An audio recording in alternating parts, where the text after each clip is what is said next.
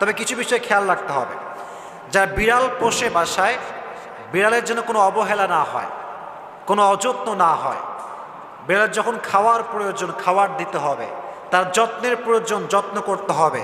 ঘুমানোর জায়গা দরকার, তাই ঘুমানোর জায়গা দেওয়ার দরকারটা আছে না নাই? তাকে যত্ন করতে হবে।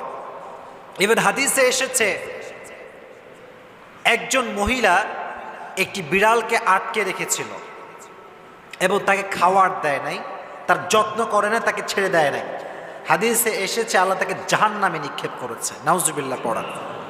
এজন্য বিড়াল থাকা দোষের কিছু নয়, বাট যত্ন করতে হবে, 1 নাম্বার পয়েন্ট।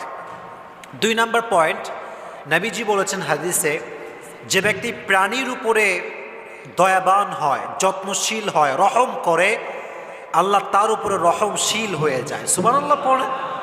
আপনি প্রাণীকে মায়া করবেন, আল্লাহ